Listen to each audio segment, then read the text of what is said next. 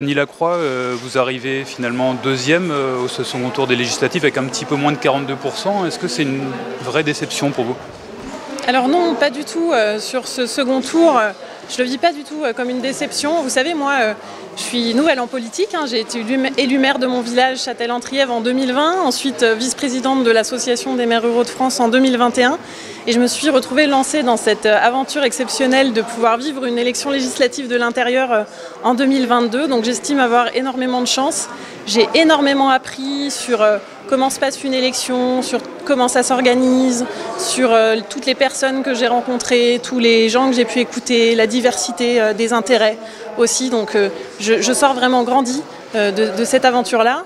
Après, je souhaitais évidemment remercier l'ensemble des électeurs qui se sont retrouvés derrière ma candidature, 42%. Vous savez, 42% sur la 4e circonscription de l'Isère, c'est un très beau résultat. Je ne sais pas si vous la connaissez bien, mais c'est une circonscription particulière. Marie-Noëlle Battistel est là depuis de nombreuses années. Elle a fait un travail, elle a labouré le terrain avec, dans le sillon d'un parti socialiste qui a été très présent. Donc d'arriver avec un contexte national pas facile, plus un candidat en face très ancré, c'était compliqué. Et donc moi, le message principal en fait, que j'ai voulu porter avec cette élection, c'est de dire que même quand on s'inscrit dans des héritages, la vie politique, elle n'est pas forcément définie à l'avance. Et donc on doit aussi permettre l'émergence de nouvelles figures politiques. Et c'est ce que j'ai essayé de faire en mettant un peu le pied dans la porte sur cette élection législative. Et je crois que là-dessus, le résultat est complètement positif.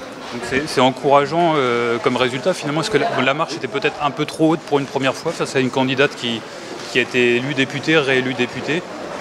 Non, mais écoutez, pour moi, la marche, elle n'est pas haute. On a porté cette candidature, une candidature pour moi qui a été une candidature d'exigence. On a porté un discours courageux sur le fait qu'il faut avoir une vraie exigence aujourd'hui à la fois démocratique, à la fois écologique et puis aussi, et je dis bien fort, une exigence républicaine. Et que ce discours-là, il avait besoin de trouver un porte-parole sur la 4e circonscription. J'ai eu beaucoup de messages de soutien sur ce deuxième tour. On a eu beaucoup d'électorats qui nous ont retrouvés sur cette deuxième partie de campagne. Et en tout cas, moi, je souhaite continuer à porter tous ces gens qui se sont retrouvés derrière moi parce que le travail ne fait que commencer. Et donc, je veux faire valoir leur voix, leur confiance par rapport à la vie de l'Assemblée nationale pour que 42% du territoire et de la population iséroise soient bien représentés. Donc je serai vigilante à ce que Madame Battistel assure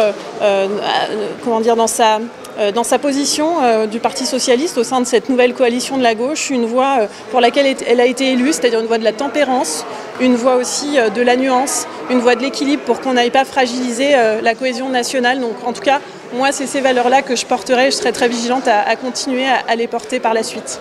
Merci.